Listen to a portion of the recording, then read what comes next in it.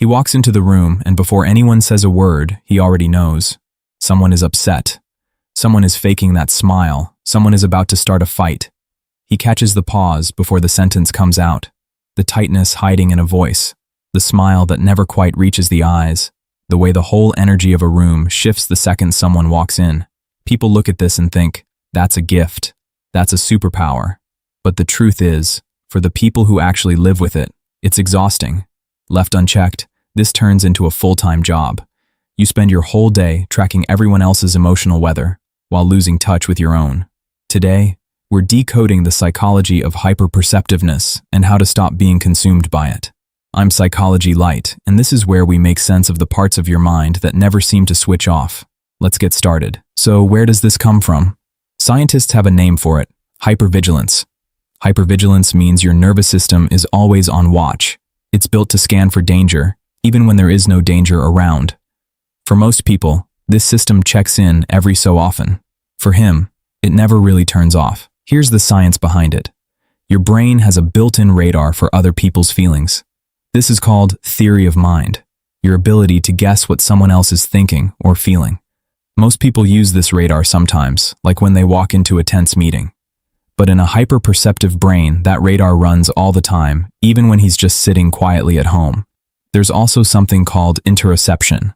This is how well you sense signals inside your own body, your heartbeat, your breathing, your gut feelings. In people like him, so much energy goes into reading others that there's little left over to read himself.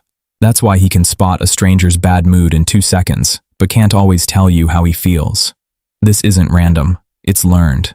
Somewhere along the way, his nervous system figured out that missing a signal came with a cost. Maybe it was a house where moods shifted fast. Maybe it was a place where staying safe meant staying alert. So here's the truth worth remembering. He is not broken. His mind isn't malfunctioning. It was shaped piece by piece by environments where paying close attention wasn't a hobby. It was survival. Picture him at a dinner with friends. On the outside, he looks relaxed. He's laughing at the right moments. He's nodding along. But inside, something else is happening. He's not really tasting the food. He's not really following the story his friend is telling. Instead, part of his mind is running a quiet scan of the whole table.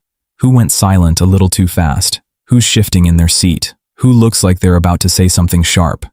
The second he spots a problem, he steps in to fix it. He changes the subject before things get tense. He cracks a joke to break an awkward pause. He asks a question to pull a quiet person back into the group. This has a name. Psychologists call it vigilant monitoring, and the work behind it is a form of emotional labor. It's a real effort, even though nobody can see it happening. Here's the cost. While everyone else at that table gets to just enjoy their evening, he's working a second invisible job the whole time. He's not experiencing the dinner, he's managing it. So by the time he gets home, he's wiped out. Not because the night was hard, not because anything went wrong.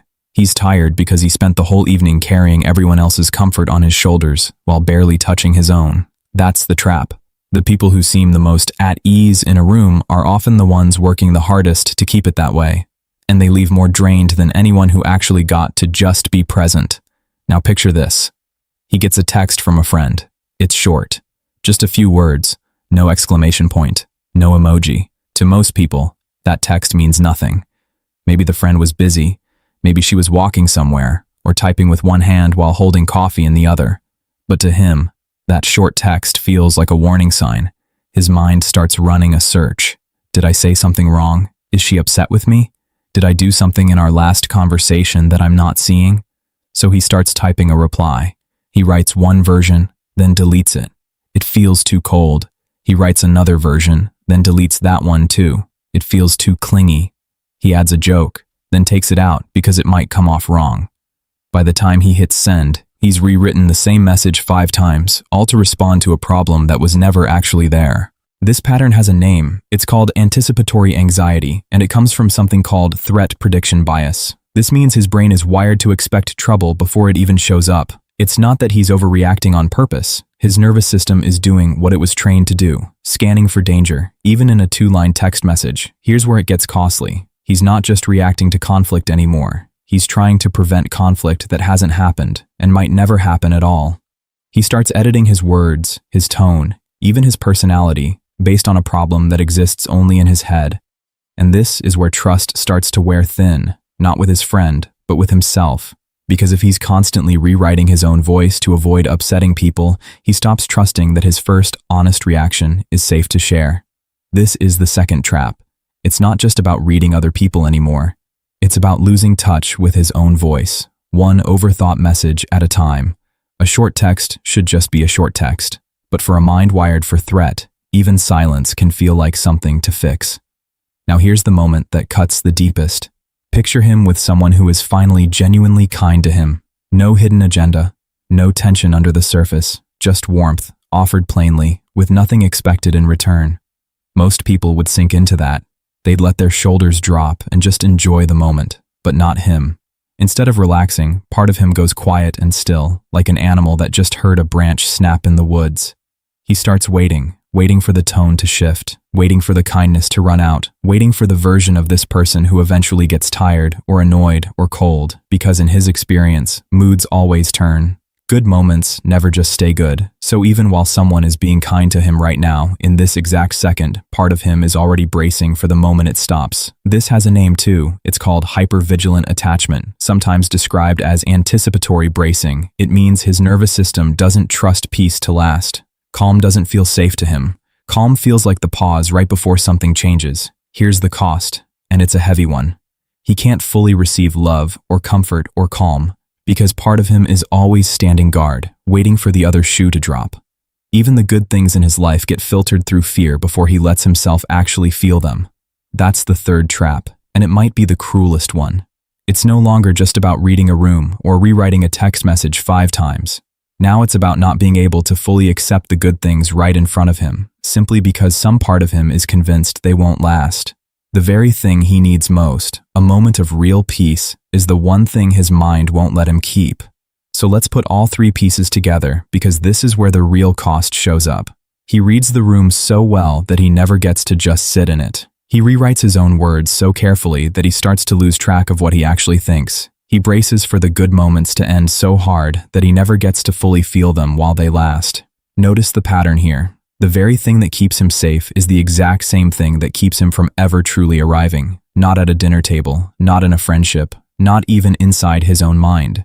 That's the cruelest trade-off of all. His awareness was built to protect him.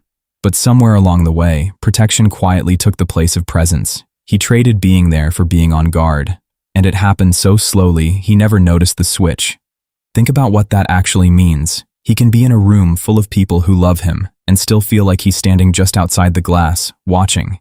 He can be handed real peace and still feel like he's holding his breath, waiting for it to break. He is always scanning, always managing, always one step removed from his own life. And here's the hard truth. He cannot just decide to stop. You cannot tell someone like him to relax or just trust people and expect years of wiring to switch off overnight. This isn't a bad habit sitting on the surface. It's a survival skill built deep over time for good reason. So the goal was never to make him less aware. Awareness kept him safe. Awareness is not the enemy here. The real solution isn't less awareness. It's carrying that awareness differently. That's the shift we need to talk about next. Not shutting the radar off, because that was never possible, and it was never the point. Instead, learning how to hold it without letting it run the whole show. Learning how to notice things without carrying them all alone. Learning how to let peace actually reach him, instead of just watching it pass by from a safe distance. That's where we're headed next. So how does he start carrying this differently? Not by shutting his awareness off, but by working with it, instead of letting it run wild. Here are 3 ways to begin. Number 1, name what you notice, without acting on it right away. The next time you sense a shift in someone's mood, don't rush to fix it. Just notice it, quietly, in your own head. Say to yourself, "She seems off today," and leave it right there. Give it a moment before you decide it has anything to do with you. Most of the time, it doesn't. Number 2, build a check-in habit, not just a scan habit. Your mind is already trained to ask, what is everyone else feeling? So train it to ask one more question first. Once a day, pause and ask yourself, what am I feeling right now? Ask it before you check on anyone else. This small habit starts pointing some of that attention back toward you, where it belongs. Number 3, let calm be evidence, not a warning sign. When a good moment lasts longer than you expect, don't treat the quiet as the pause before something bad happens. Try treating it as proof. Proof that this moment is safe. Proof that not every silence is hiding a storm. This takes practice, but every time you let calm just be calm, you teach your nervous system that peace doesn't always have to break. Over time, something starts to shift. The awareness doesn't disappear, and it was never supposed to, but it softens. It stops acting like a searchlight, sweeping back and forth, hunting for danger in every corner. Instead, it starts to move more like water, finding its own level, still sensing everything around it, still aware of every shift and every current, but no longer bracing against it, just flowing with it instead. Now I want to hear from you. Comment below and tell me which of these 3 signs hit closest to home for you. Was it reading the room instead of being in it? Rewriting your words before conflict even happens? Or waiting for good moments to end before they even do? If this video helped you understand yourself or someone you love, do me a favor and subscribe, like, share it. Send it to that one person you know who reads everyone around them, but never quite lets anyone read them back. Remember, a little insight goes a long way. Stay curious, stay bright, and I'll see you in the next video.